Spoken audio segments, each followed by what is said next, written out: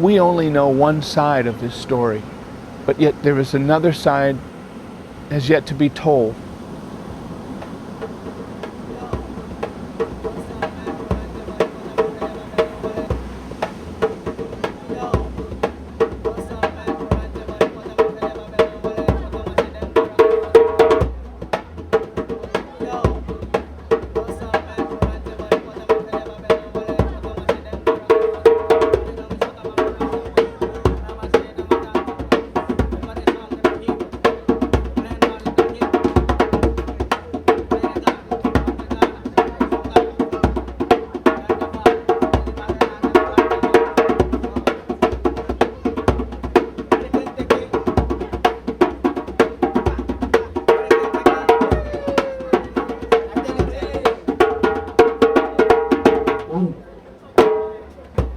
Just to tell you a little about who we are and what we have been doing here in Ghana.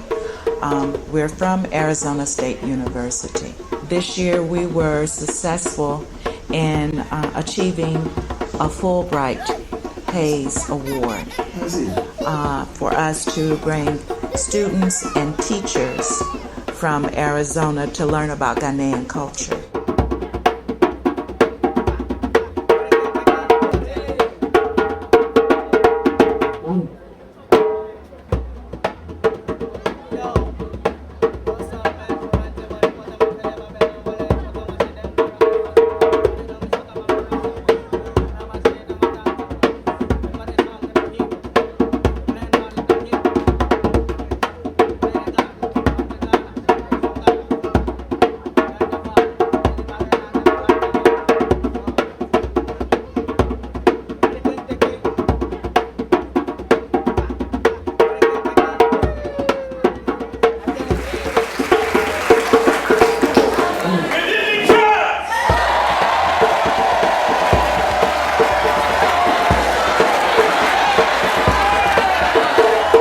Hi, I'm Bettina Bennett. I'm Paul Bork. Hello, I'm Dolores Davis. Hi, I'm Rosie Huff.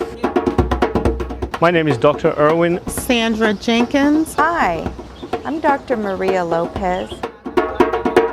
My name is Ted Novak. Abena Inum or Benita Quinones. Hi, I'm Charles St. Clair. My name is Jessie Swirsky. Hi, my name is Kevin Watson.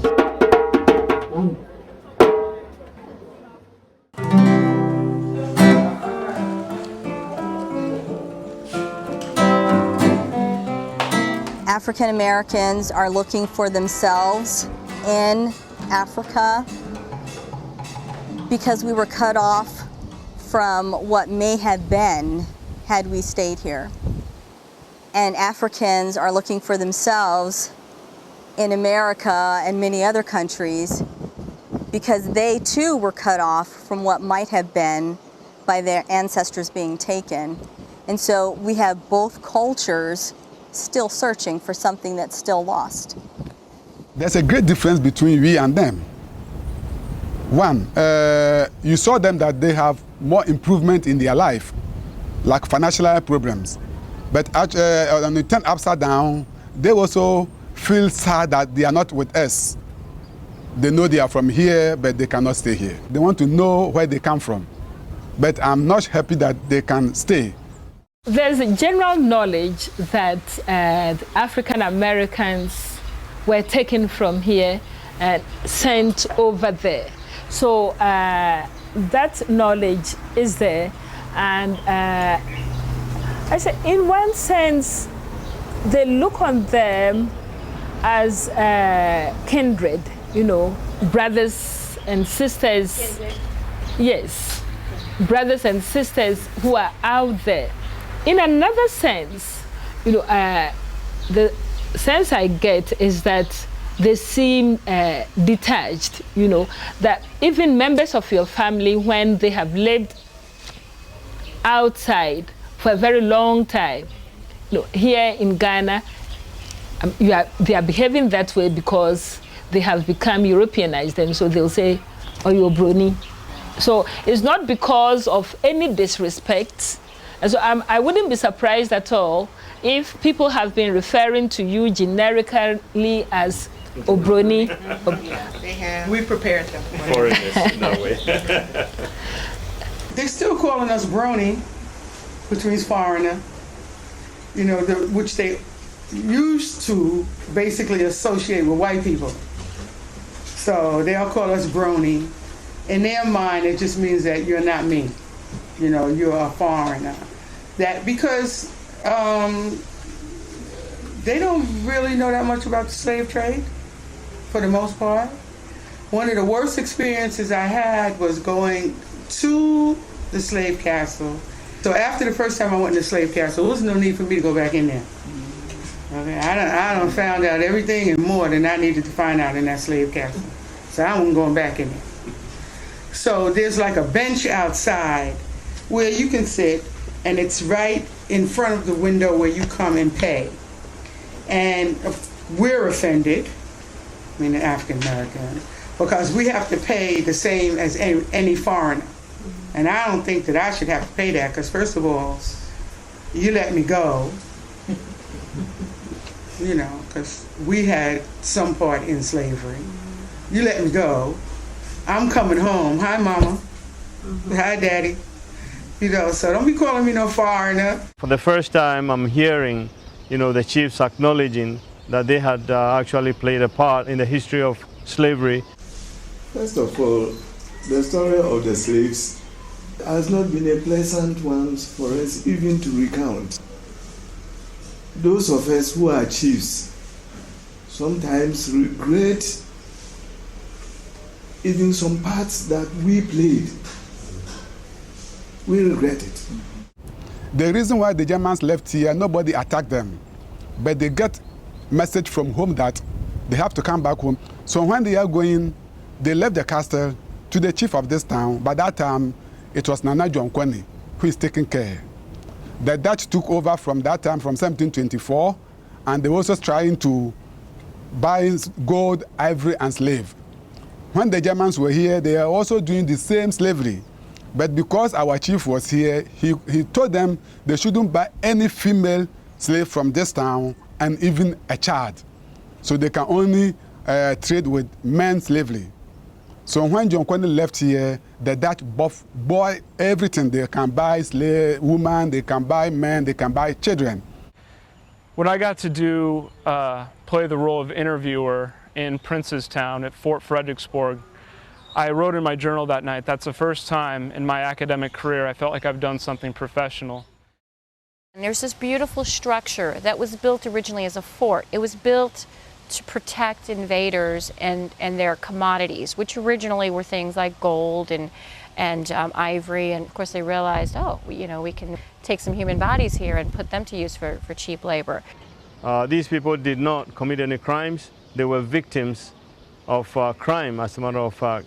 However, this is history. We just need to be very careful that history doesn't, repeat itself, especially when it comes to slavery. When I visited Cape Coast Castle, I felt a need to repent. And then the guide walks to a wall and he shows these white chalk marks. You know, like, okay, what are those? And he explains to us that when they found the castle and they went in there, the dried out remains of feces were that high. One of the things he said was that here was a church and people were in the church and they're praising God, but underneath their feet are people who feel like they're in hell. It was so hot, you can't imagine a person having to stay there, and then the fact that you add hundreds of people in the same place. People not knowing where they were going or what was happening to them. I could just feel their anguish and their fear. I think when he turned off the lights and we were trapped in darkness, the first thought that I thought was, did he close the door? Is the door closed? How am I getting out of here? I think the only time that I really ever thought about my ancestors being on the same beach as me was when we walked through the door of no return.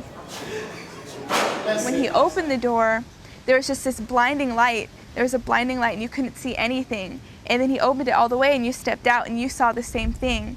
And for just an instant you thought, am I coming back? I could still smell the smells and I could still hear the cries, the agony and the suffering. Life goes on. It sounds bad in itself, but talking to the people and trying to understand, how they carried on after slavery and how such an injustice was imposed on the people, what it comes down to, looking and walking through the slave castle and watching some people have different emotional responses, but looking beyond those castle walls and just seeing people going about their day-to-day life. Some kids out there doing acrobatics for some money and just trying to make the most out of their experience. We might be coming back, but they're still going through some of the poverty and the difficulties that they experience on a day-to-day basis.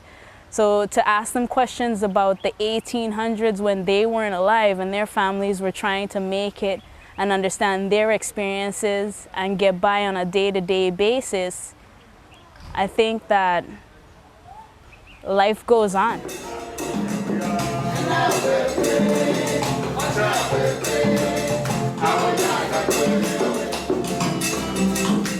Talking about my people and nature of my people, the Ghanaian people have always been very hospitable people, and I'm happy to be a Ghanaian, an American Ghanaian, or a Ghanaian American.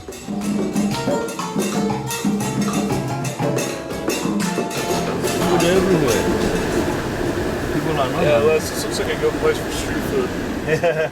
If somebody came to Ghana and wanted to experience Ghanaian culture in its purest form, the person will be advised, oh, why don't you go to Asante? Why don't you go to Kumasi? Kumasi is looked upon as the cultural capital of Ghana.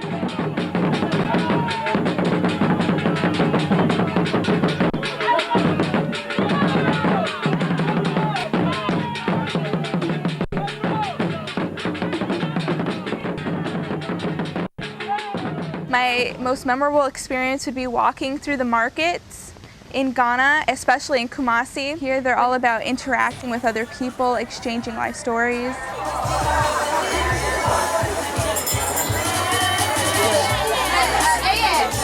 And then everywhere you go, everybody is so hospitable.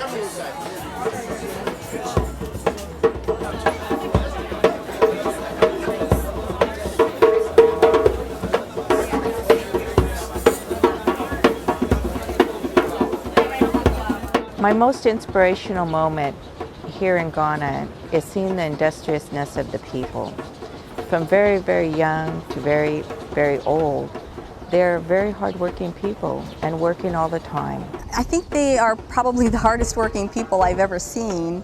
They work from morning to night. Selling things on the side of the street, and you would think, how can they do that? How can they stand out there all day with giant tubs on their head, or how can they stand next to a stand with their babies playing in the background? I think that they're my brothers, beautiful people who are always welcoming, who are willing to barter with me, to argue with me, to laugh with me, and through it all, at the end, we hugged. We had been learning Twi, the most dominant language in Ghana, and pretty much everyone can speak it. One day I was walking through and I was dressed up like one of the members of the Akan tribe, and one of the ladies who's a vendor of the material, she stops me, and in Twi she asks me what's my name, so what did the saying, and then I told her Medinde Rosie, and all the women around us just started cracking up, and they started talking to me in Twi, and of course I didn't understand, and when they realized that I didn't understand, then they started speaking to me in a mixture of English and Twi, and we kind of worked out a language that all of us understood, and we were in our own little world of mixed languages.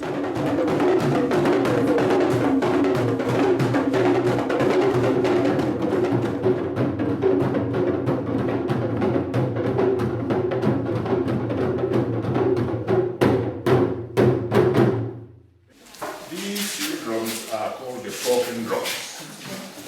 And because our language is tonal, by changing pitch of a word, you change the meaning. The left hand is the lower one, the male and female. So, papa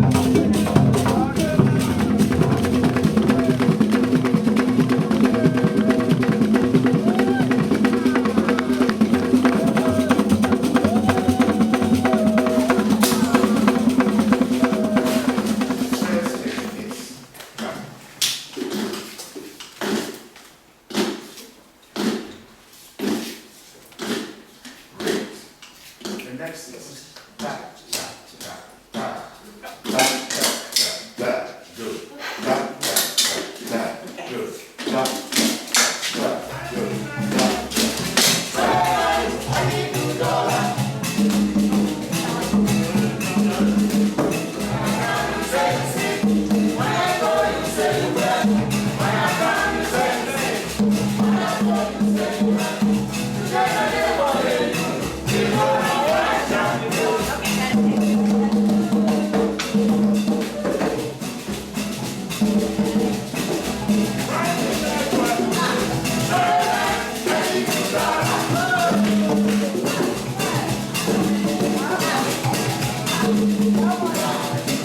We visited a monkey sanctuary. The country I would describe as magnificent. As we have driven from place to place, I'm just struck by the beauty that I've seen here in Ghana. Beautiful trees, beautiful countryside. The forest, the rainforest here is spectacular. It's just green everywhere. And it just, the fauna, or the flora and the fauna is just spectacular. The people are so very kind, and they help each other. They help strangers. They helped us. As a matter of fact, yesterday when we were stuck in the mud, it just seemed like people came from nowhere to help us. Well, we were on our way to do some interviews with a historian and some other people in a small village not too far from here.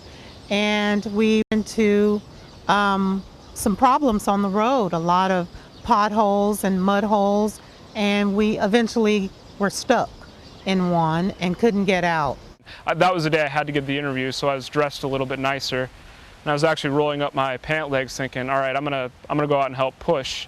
But before I could even do that, people that were traveling to a funeral in the same place we were going were on a bus, all got out, and of course they're going to a funeral, they're dressed nicer than I am. And them getting out, dirtying their clothes to help people they've never met that aren't even Ghanaian get themselves out of the situation. And again, another one of those experiences that I allude to that just, the people just never cease to amaze me. What they're willing to do for outsiders, for a Bruni. Ghana, it's a beautiful country. There's a lot to see and there's a lot to experience, but it's hard to ignore the poverty that exists and the steps that people need in order to get by on a day-to-day basis. I'm so amazed that poverty, in terms of wealth, in terms of money, doesn't take away from how wonderful these people are and the outlook that they have on life. I find a lot of faith, a faith in God that just doesn't seem to waver. And they can keep their faith in the midst of their hard work and their poverty. Some of the basic scenery that you see driving in the bus and things that you hear from individuals and knowing the realities that do endure, I think that just looking at their lives and the things that they experience and how they overcome and they're able to make it every day, it's inspirational to me. Basically, it's kind of a big party celebration where there's just dancing and drumming and eating and hours of calling on these deities and dancing with just, I don't know, it was awesome. It was really, really cool. It's something that I've never experienced before anywhere in Africa or anywhere else. Then you invited the drummers to come. Then they would dance, there was going to be drumming and dancing, then they'll call the spirit, and the spirit will come and tell them what to do. So the type of drum will call the spirit that wants to come.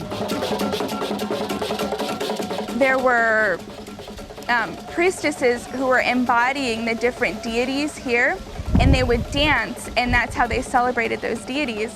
And when you watch them, there was an interaction, a link between them and the drummers. And there was, in their eyes, you could see that there was nobody else around. And as you watch them dance and you watch the intricacy of their footsteps, along with the intricacy of the drumming and the hand movements, that's when you realize the power of the ceremony. And it was like their spirits would be taken away, and as theirs were, so were ours.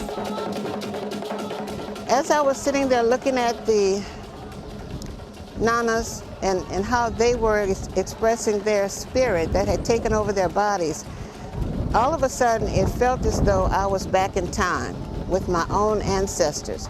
And I just became just too emotional. I just couldn't handle it after that because it was just too powerful. And Nana took me over to Auntie Ya for comfort. And while I was sitting next to Auntie Ya, one of the young men who was designated to help her with whatever she needed because she was in a wheelchair, he tried to help me. He got me water and he was looking for some way that he could comfort me. And it showed me how much love young people, especially young men, have for women and older people.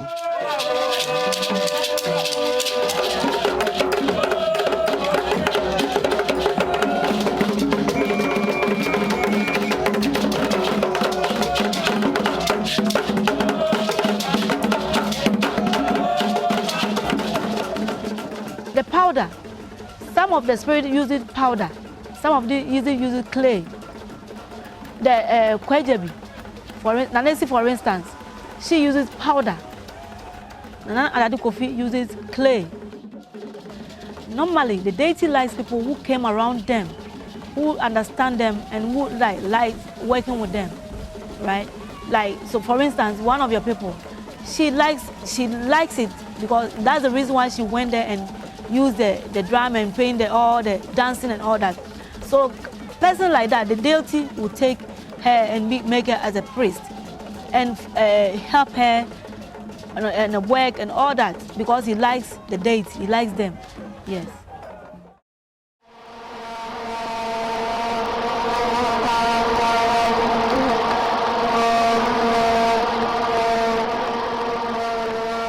Here we are Americans, and of course it doesn't hurt that they beat us in the last game, which they were very keen on reminding us at every corner.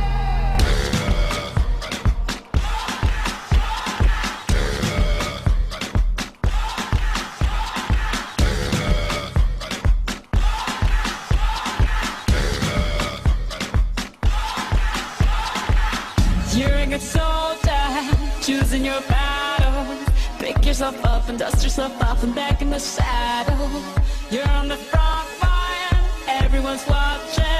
You know it's serious, we're getting closer, this isn't over. The pressure's on, you feel it, but you got it all, believe it. When you fall, get up, oh, oh, and if you fall, get up, cause this is Africa. To see the national pride surrounding something like the World Cup, seeing a country brought together by soccer, by pride. Me being from the States, I never experienced people actually getting excited for a soccer or a football game. All the streets filled with people with red, green, yellow, black, the colors of the Ghana flag. Everyone was so festive, everyone was so happy, you know, just that was worth it alone. And then we sat down, we just experienced the match.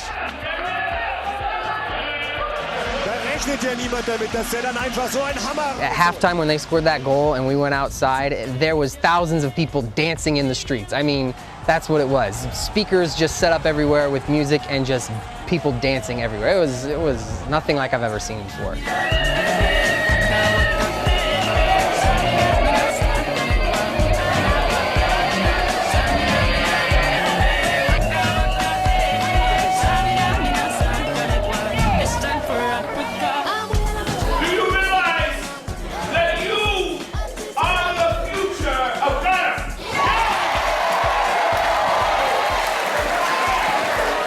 There is a transportation of Western culture into a traditional society. Now sometimes the blend is there, but sometimes it just doesn't blend. And it all has to do, so far as I'm concerned, with an era. This is an era of young people and they have their ways. Unfortunately, it's not the traditional ways. I talk to teachers today and they tell me about the resources, the same types of resources that we didn't have before. They are still making do with very, very little. Wow. Yeah. We still have the same thing. All these years, it hasn't changed.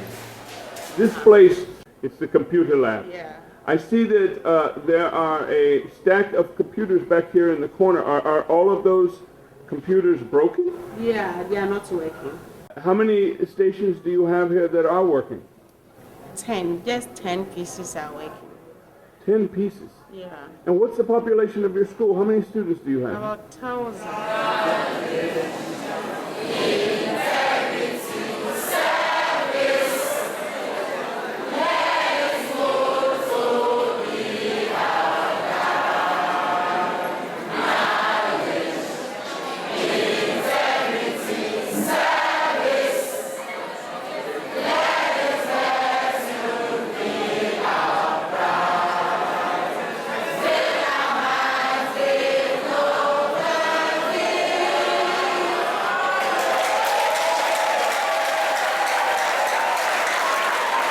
Hard work that these students put in. They go to school for up to 270 days a year from 7:45 to 3:30, and their grammar is almost flawless. The hard work that they do is amazing to see, the care that they take with their written work. And our students complain because they get out at 2:30. And so I'm going to let them know these students come from a very poor school, and this is what they can do.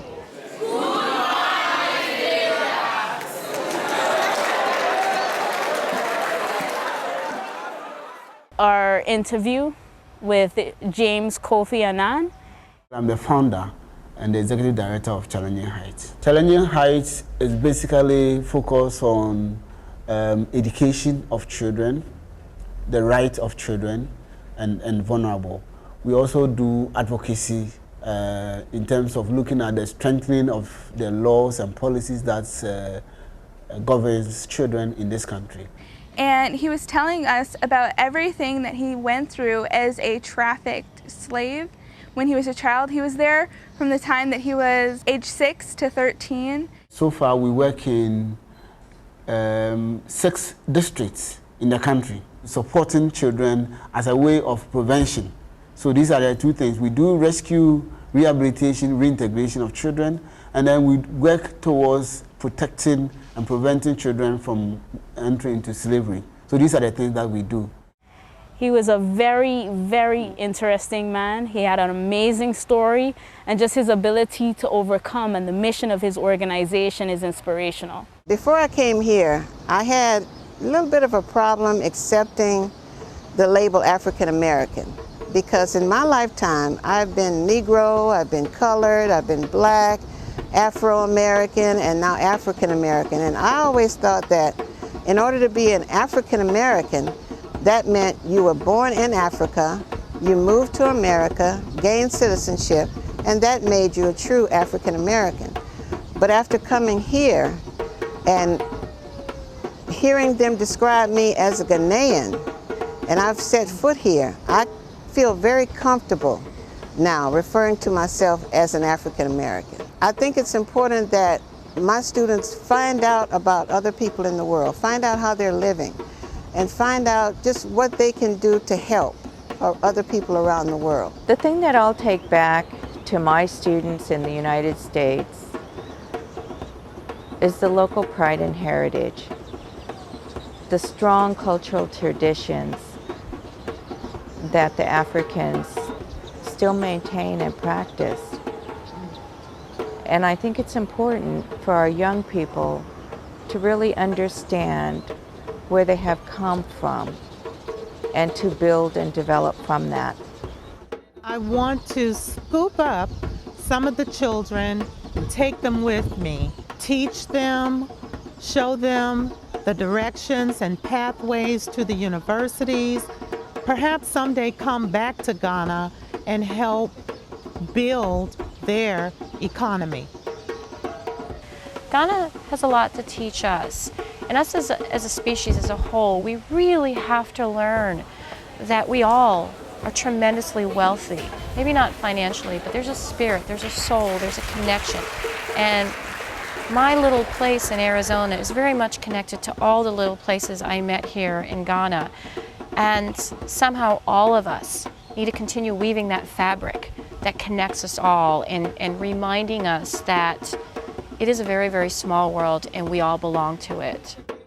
The stories of Anansi, I think, really carry the weight of Ghana. They carry the life of Ghana. So when I show them and I have them recreate the stories of Anansi, I think they'll be able to compare the life in America versus the life in Ghana. I'm going to let them read my journal because I've kept a daily journal, and I think that some of the things that they read in them will enlighten them and let them see that the world is much bigger than our little slice of the earth.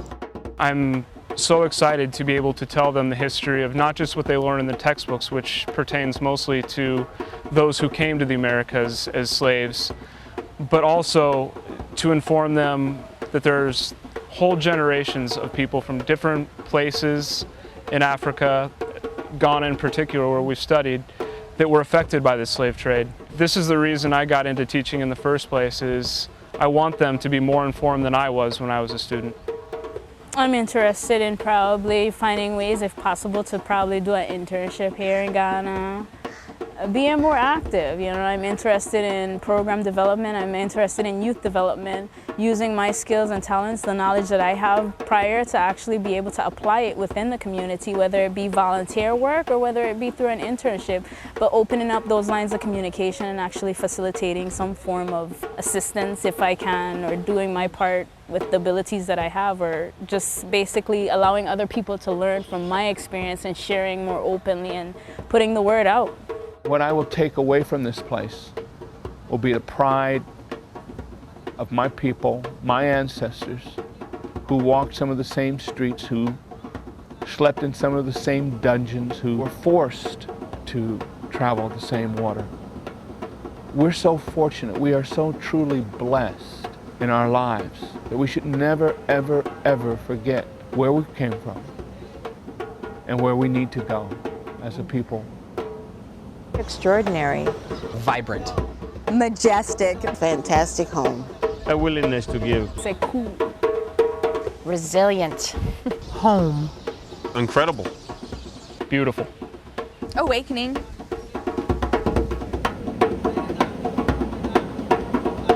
To whom much is given, much is expected.